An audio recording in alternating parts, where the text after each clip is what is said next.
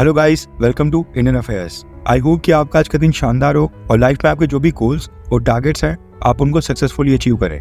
इस समय दो बहुत ही बड़ी अपडेट्स निकल कर आ रही हैं, जिसमें से पहली न्यूज भारत के डिफेंस सेक्टर से है। उसमें हम डिस्कस करेंगे कि इंडियन एयरफोर्स ने अगले 50 सालों के लिए क्या प्लानिंग की है। यानी साल 2070 से 80 के दशक में भारत जब पूरी तरह से एक डेवलप्ड देश बन जाएगा तो उस समय इंडियन एयरफोर्स का क्या स्ट्रक्चर होगा, क्या स्वरूप होगा। इसी को लेकर एक बड़ी अपडेट आ रही है।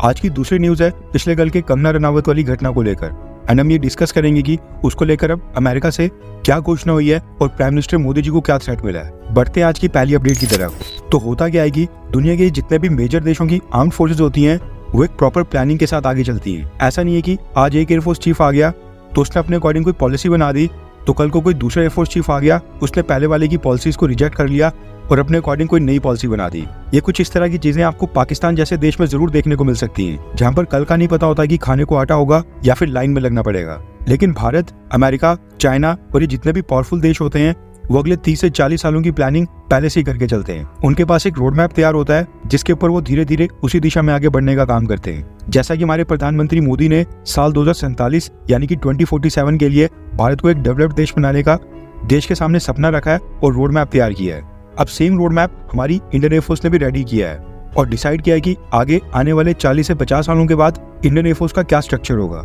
इसी को लेकर एक रिपोर्ट आ रही है जिसमें बताया जा रहा है कि इंडियन एयरफोर्स का गोल नंबर 1 है कि साल 2070 से 80 का जो दशक होगा उस समय तक हम इंडियन एयरफोर्स में 100% इंडिजिनियस फाइटर जेट्स के टारगेट को अचीव कर लें। इसका ये मतलब है कि इंडियन एयरफोर्स चाहती है कि उनकी फ्लीट में केवल made in India fighter jets हो। फाइटर जेट्स के मामले में उनको दूसरे देशों के ऊपर निर्भर ना होना पड़े। अभी की अगर मैं बात करूं तो इंडियन एयरफोर्स की फ्लीट में made in India Tejas fighter jet है, उसके बाद रशिया से परचेज किया हुआ Sukhoi Su-30 MKI fighter jet है, उसके बाद रशिया से एक और परचेज किया गया MiG-29 है, फिर हमने फ्रांस से राफेल फाइटर जेट्स परचेज किए थे और फ्रांस से परचेज किए हुए मिराज 2000 फाइटर जेट भी इंडियन एयरफोर्स की फ्लीट में शामिल है। उसके बाद हमने यूनाइटेड किंगडम यानी कि ब्रिटेन से एक समय के ऊपर जैगुआर फाइटर जेट्स परचेज किए थे, वो भी अभी इंडियन एयरफोर्स की फ्लीट में शामिल है। और जो हमारे MiG-21 है वो तो आपको पता है कि हम अब तक फ्लाई कर रहे हैं। इसका मतलब है कि अगर हम इंडियन एयरफोर्स की फ्लीट को देखें तो इस समय कम से कम भी भारत समेत टोटल 4 देशों से 7 अलग अलग फाइटर जेट्स हैं। अभी हम बाकी के ड्रोन्स, हेलीकॉप्टर्स, ट्रांसपोर्ट एयरक्राफ्ट और सर्विलांस उन सब के बारे में डिस्कस ही नहीं कर रहे हैं।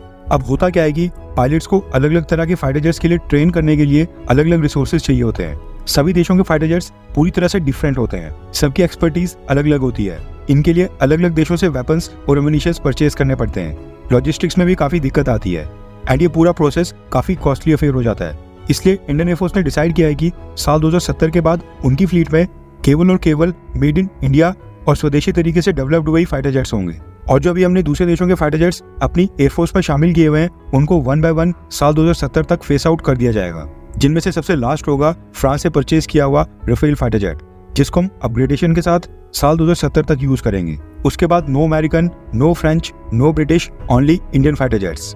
इसके बाद इंडियन एयरफोर्स का दूसरा गोल है कि हम 5th जनरेशन के स्टेल्थ फाइटर जेट के लिए AMCA प्रोजेक्ट के ऊपर ही रिलाई करेंगे, उसी को बैक करेंगे। यानी अमेरिका, रशिया, ब्रिटेन ये सारे देश स्टेल्थ फाइटर जेट के लिए भारत को जो मर्जी ऑफर दे दें, आधी कीमत के ऊपर ही क्यों ना ऑफर कर ले, लेकिन जो इंडियन एयरफोर्स की 5th जनरेशन और उसके बाद की 6th जनरेशन की फ्लीट होगी उसमें केवल और केवल made in India stealth fighter jet होंगे।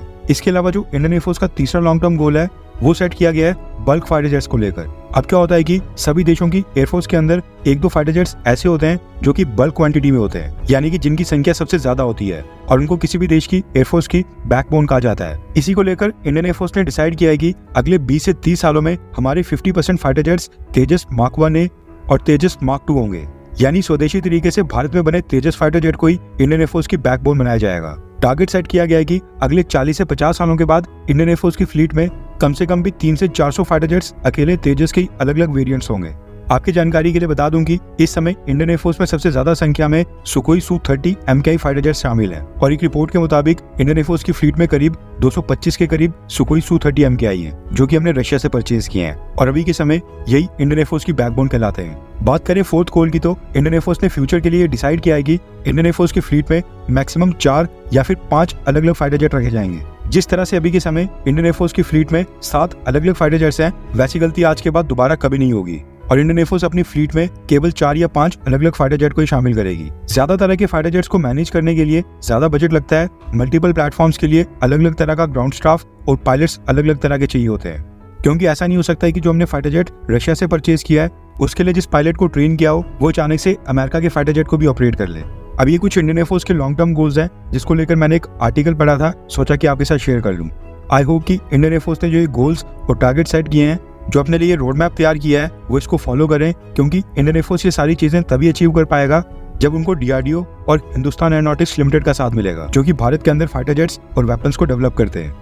आज की दूसरी अपडेट आ रही है अमेरिका से। पिछले कल आपको याद होगा चंडीगढ़ एयरपोर्ट के ऊपर सिक्योरिटी में तैनात एक सिख महिला ने कंगना रनावत को थप्पड़ मारा था। उसी को लेकर एक बड़ी अपडेट आ रही है। दरअसल सिख फॉर जस्टिस नाम के आतंकी संगठन के हेड गुरपतवत सिंह पन्नू ने अमेरिका से एक घोषणा की है कि जिस लड़की ने कंगना रनावत को थप्पड़ मारा है उसको सिख फॉर जस्टिस संगठन $10,000 की इनाम राशि देगा। यानी इंडियन करेंसी में कन्वर्ट करें तो तकरीबन 8,30,000 इंडियन रुपीस का उस लड़की को इनाम दिया जाएगा।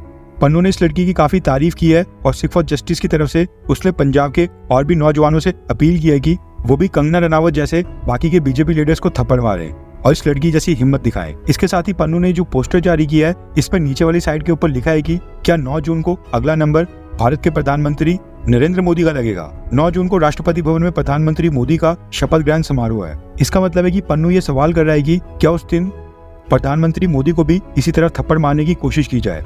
आप में से शायद बहुत ही कम लोगों को पता होगा कि ये पन्नू जो भारत के प्राइम मिनिस्टर नरेंद्र मोदी जी को कई बार धमकी दे चुका है, इस पन्नू की सिक्योरिटी के लिए अमेरिका ने CIA के एजेंट्स को लगाया हुआ है। ये जब भी अमेरिका या फिर किसी दूसरे देश में ट्रैवल कर रहा होता है, इसको FBI और CIA के एजेंट्स सिक्योरिटी कवर प्रोवाइड करते हैं। यानी कि इसको अपने खुद के सिख समुदाय के लोगों के ऊपर भी विश्वास नहीं है, क्योंकि इसको पता है कि अननोन मैन्स की टीम में कई सारे देशभक्त और भारत से प्यार करने वाले सिख भाई भी हो सकते हैं। इसलिए इसने अमेरिका की एजेंसी से सिक्योरिटी कवर लिया हुआ है। पता नहीं है अमेरिका और कनाडा ये 2 देश कब सुधरेंगे।